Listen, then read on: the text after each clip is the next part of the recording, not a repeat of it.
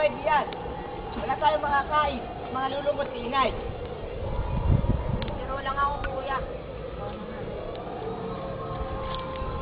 Kuya, magkano ba talaga yung halagang binibintang nila sa akin? Hindi ko alam. Basta alam ko, malaki talaga yun. Hindi natin kayang bayaran.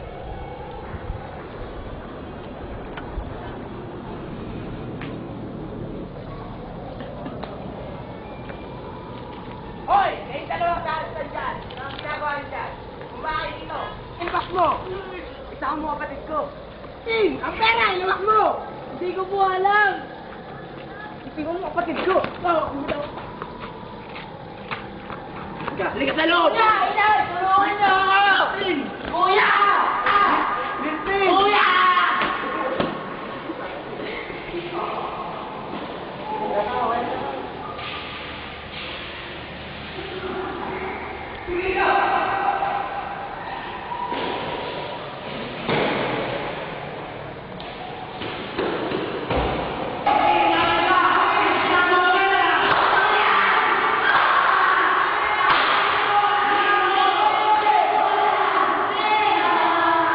Nasaan na kaya si Basilio? Anong oras na? Gabi na.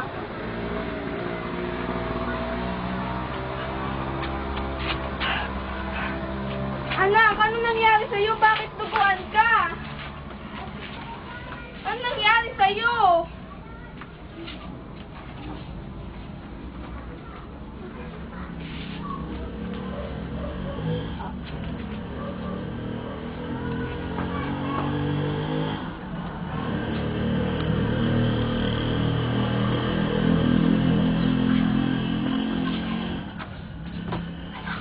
Anak!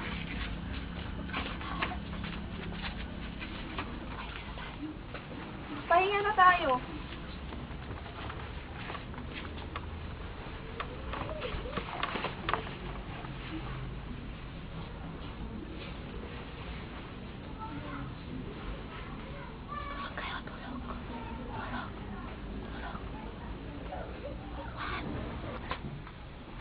Ano napanaginipan mo? Kwento mo sa akin. Inay, si Crispin. Napanaginipan ko, masayang masaya siya. Kumakain siya ng maraming pagkain. Inay, pinapangako ko. Magtatrabaho ko kay Ibarra. At pinapangako ko na aasenso ang buhay natin. Gaganda ang buhay natin. Sama-sama tayong pamilya. Balang araw, matutupad mo rin ang mga pangarap mo. Matulog na tayo, anak.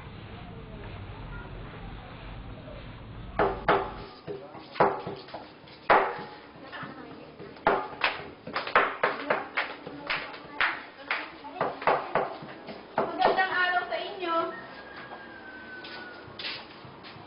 Maaari ko po bang makausap ang Kula Paroko? Wala siya dito.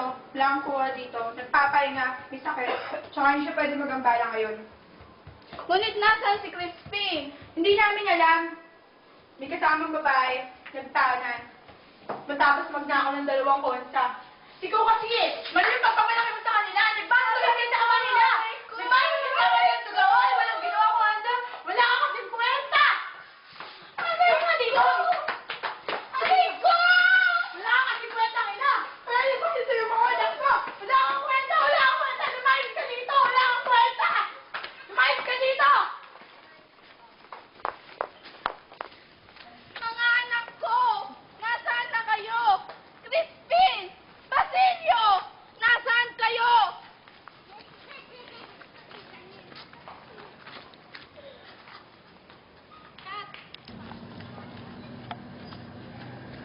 Maaari po ba kayo magsalasya ng mga pangyayari tungkol sa akin?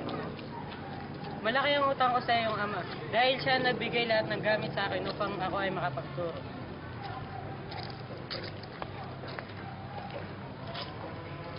Dito nga pa sa lawang ito tinapon ng bangkay ng iyong ama kasama pa nga nun si Tiniente Guevara. Ngunit bakit po walang nagawa ang tinyente sa pagpapatapon sa bangkay ng aking ama? Nawalan siya ng lakas ng loob dahil sa mga pangyayari.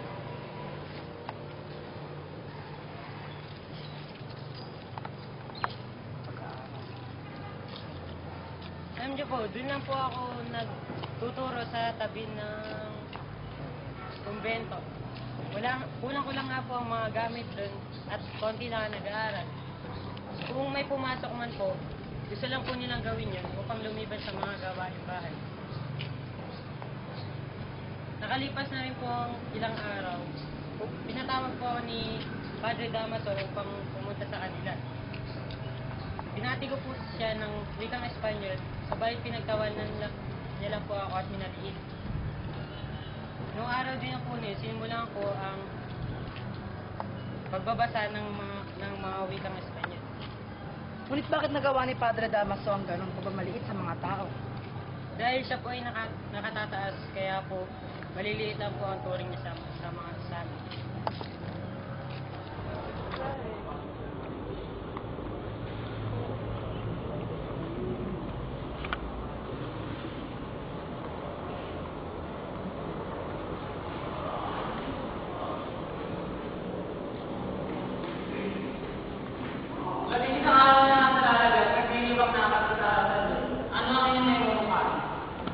Minumukhay ko na magtayo tayo ng isang malaking tanghalan sa liwasan at magtanghalan ng komedya.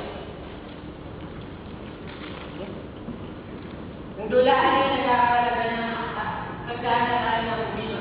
Samantala ang komedya ay isang libo na kapatadaan ng dalawang daan. May mumukhay ko po na tagay ng pagdiriwa.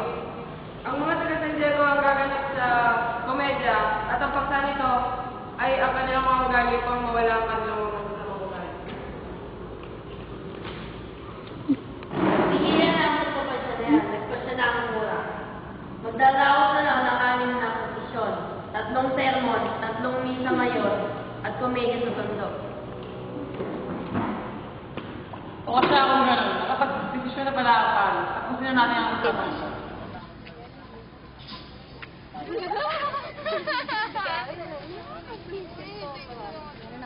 Huwag ka kayong maingay. Hindi kami ganyan kami mga dalaga pa. Kalibas ka din. Ganyan ano kasi kami tulad. Gumigising ng maaga. Doon kasi kayo mga magtanda. Magkunwari ka na saktan, siyang kausapin. Huwag ka nga maging palautos. Huwag maging palautos, mas nakakabuting huwag magpalinlang.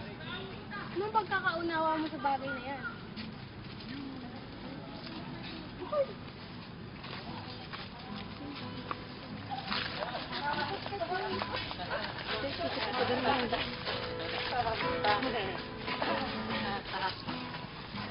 May katawanan pa rin tayo.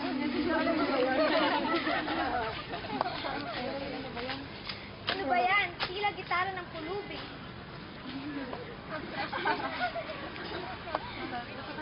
Doon naman tayo sa gubat. Baka maraming mabangis na hayop doon. Nakakatakot naman. Oo nga. Magsimba muna tayo bago tayo pumunta sa gubat. Hindi kayo maganda kasi si Padre Alvin. Dati seminary, kayo maaari. Mag-iwalay nga kayo. Dito ang mga lalaki at dito ang mga babae. Mag-cruise muna tayo bago tayo pumunta sa gubat. Alam niyo ba, may multo dito sa gubat? Ayan. Dito malapit na tayo sa kubo ng mga multo. May white lady pa nga. Ayun na yung kubo, oh.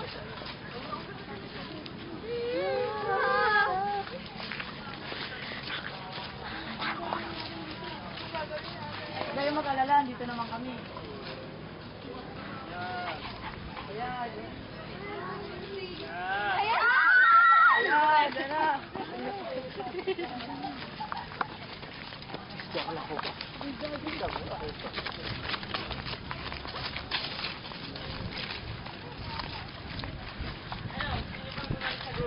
Ina! Takot na kasi kami. Ayan kasi mga hindi tayo nagsisipagsimba. Akala ko ba'y sa lawa ka daraan eh?